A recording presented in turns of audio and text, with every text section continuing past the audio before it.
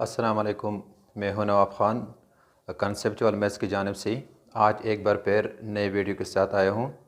आज हम जो ऑब्जेक्टिव है चैप्टर 11 के, जो चैप्टर 11 है 10th क्लास का, वो तो है कि कार्ड क्या होता है, आर्क क्या होता है।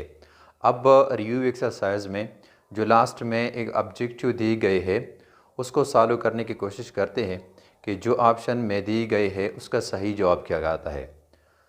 तो चलो स्टार्ट लेते हैं। इसमें पहला ऑब्जेक्टिव है, तो सबसे पहले अगर हम ऑब्जेक्टिव को सॉल्व करने से पहले ये क्लियर कर ले कि आर्क और कार्ड दोनों है क्या चीज़।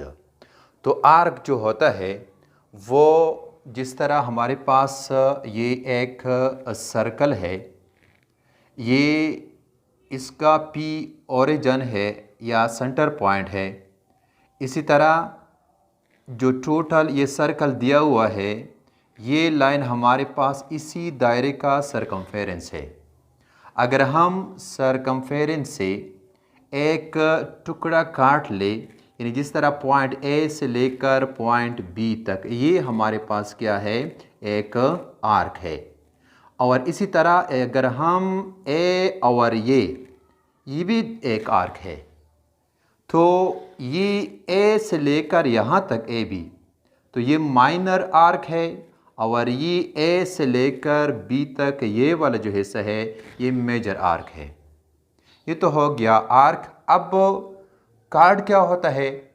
कार्ड वो लाइन सेगमेंट होता है जो सरकमफेरेंस के दो पॉइंट को अगर टच करे, लेकिन वो लाइन सेगमेंट सरकमफेरेंस से बाहर भी न निकले, और वो जो लाइन सेगमेंट होता है वो इसी सेंटर पॉइंट को भी टच न करे।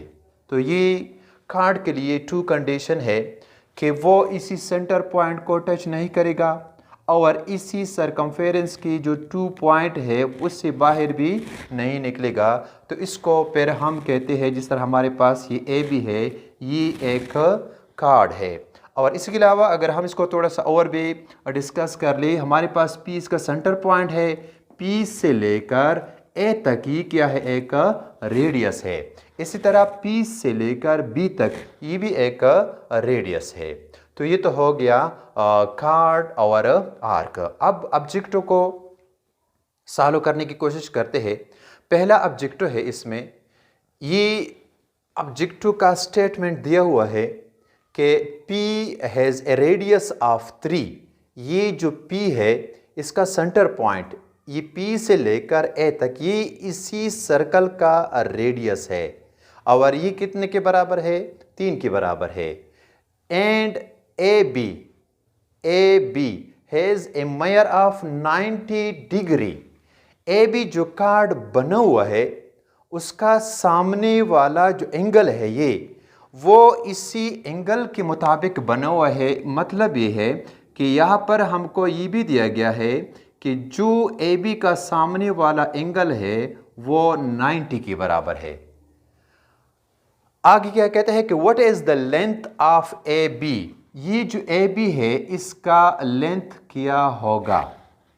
अब इसके लिए 4 ऑप्शन है किताब में, कि पहला है 3 × 2 स्क्वायर रूट, दूसरा है 3 × 3 स्क्वायर रूट, तीसरा है 6 और लास्ट वन है 9। इन चारों में से कौन सा सही है? कि अब जब हम ऑब्जेक्टिव को देखते हैं, ऑब्जेक्टिव के लिए ये शर्त है कि जो चीज़ आपको गिवन में है उसी के मुताबिक आपने आगे सफ़र करना है। जिस तरह हमारे पास ये ऑब्जेक्टिव है, इसमें जो रेडियस ऑफ 3 ये एक गिवन में है। दूसरा AB has a measure of 90, यानी AB का जो सामने वाला एंगल है वो 90 के बराबर है। ये गिवन में 2 चीज़ें दी गई है। अब इसी के मुताबिक जो गिवन है, रिक्वायर्ड में क्या है? रिक्वायर्ड में ये है कि जो AB कार्ड है ये फासला, यानी ये फासला कितने का होगा। अब इसको सॉल्व करने के लिए हमारे पास जो ये डायग्राम दिया हुआ है, इसी डायग्राम में जिस तरह PA इसका जो डिस्टेंस है वो तो है 3, तो ये ए पी और बी तो है एक ट्रायंगल। कौन सा ट्रायंगल है? ट्रायंगल है 90 डिग्री वाला, राइट एंगल ट्रायंगल है। जब ये राइट एंगल ट्रायंगल है तो इस पर हम अप्लाई करेंगे पिथागोरस थ्योरम। तो पिथागोरस थ्योरम के लिए हमारे पास तो सिर्फ एक साइड मालूम है। अब पी बी कितने के बराबर होगा? पी बी जो है वो भी इसी सर्कल का एक रेडियस है, और ये भी हमको पहले से मालूम है कि एक दायरे की जितनी भी रेडियाई होते हैं वो आपस में बराबर होते हैं। तो इसलिए हमारे पास पी बी ये भी क्या है? ये भी 3 के बराबर है। तो दो साइड तो हमको मालूम हो गए। अब ये तो है हमारे पास कौन सा एक ट्रायंगल बना, ये ए पी और बी। लेकिन कौन सा ट्रायंगल है? ये ट्रायंगल पर 90 डिग्री वाला है। 90 डिग्री यानी राइट एंगल ट्रायंगल है। अब राइट एंगल ट्रायंगल में हमारे पास 90 का सामने वाला जो साइड होता है वो होगा हाइपोटेन्यूज। इसी तरह इन बाकी दो में से एक साइड होगा परपेंडिकुलर और दूसरा साइड होगा बेस का। तो पिथागोरस अब क्या कहते हैं? वो कहते हैं कि जो हाइपोटेन्यूज है उसका स्क्वायर वो बराबर है परपेंडिकुलर का स्क्वायर और प्लस बेस का स्क्वायर। ये हाइपोटेन्यूज का स्क्वायर बराबर है perpendicular square plus base square. अब अगर हम इसमें कीमत लगा ले तो एच स्क्वायर वो बराबर होगा, पी का जो कीमत है वो तो है 3 स्क्वायर प्लस बी वो भी क्या है 3 की बराबर है। इसको हल करने से 9 प्लस 9 होगा। अब 9 प्लस 9 ये 18 के बराबर है। तो यह हमारे पास एच स्क्वायर है। एच सी स्क्वायर को ख़त्म करने के लिए हम क्या करेंगे? Taking square root on both side. तो फिर ये एच बराबर होगा, एच क्यों बराबर है? क्योंकि जो स्क्वायर रूट है इसका वैल्यू है 1/2। तो 1/2 मल्टीप्लाई बाई 2 क्या होगी? ये कैंसल आउट होंगे, सिर्फ एच ही बाकी रहेगा। और इसी तरह 18 को हम लिख सकते हैं कि 9/2 होल स्क्वायर रूट। अब दो एलिमेंट्स है इसमें, इसको हम आगे लिखेंगे कि 9 square root by 2 square root. तो 9 स्क्वायर रूट वो बराबर है 3 इंटू 2, यानी h बराबर है 3 into 2 square root. So the length of a b is equal to 3 into 2 square root. तो अब इन चारों में से आप खुद चेक कर ले कि इन चारों में से कौन सा सही होगा। तो लिहाजा इन चारों में से जो फर्स्ट वन है वो हमारे पास क्या है? इसका करेक्ट आंसर है। तो ये पहला ऑब्जेक्टिव था। मतलब ये है कि ऑब्जेक्टिव को सॉल्व करने के लिए आप ऑब्जेक्टिव में जो चीज़ें गिवन है उसको देख ले, फिर उसी के मुताबिक आगे सफ़र करें। जो आपका रिक्वायर्ड है, टारगेट है, उस तक पहुंचना है। तो इसके लिए हमारे पास क्या है? यहाँ पर राइट एंगल ट्रायंगल बन गया। राइट एंगल ट्रायंगल पर हम अप्लाई करते हैं पिथागोरस थ्योरम। उसमें हमने कीमत लगा ली और इसका h आ गया 3 इंटू 2। तो लिहाजा इसमें पहला जो आंसर है, ऑप्शन है, वो इसका क्या है? करेक्ट आंसर है। चलो अब स्टार्ट करते हैं ये दूसरा ऑब्जेक्टिव। दूसरे ऑब्जेक्टिव में क्या कहते हैं कि in the accompanying diagram of a circle O A B arc congruent है सी डी। ये डायग्राम दिया हुआ है। क्या कहते हैं कि विच स्टेटमेंट इज ट्रू, इन चारों में से कौन सा सही होगा। तो अब ये जो ऑब्जेक्टिव है इसमें जो गिवन है, गिवन में तो एक सर्कल गिवन है, दूसरा इसी सर्कल में ए बी ये आर्क ये कॉन्ग्रुएंट है सी डी, इसी आर्क, ये दो गिवन में है।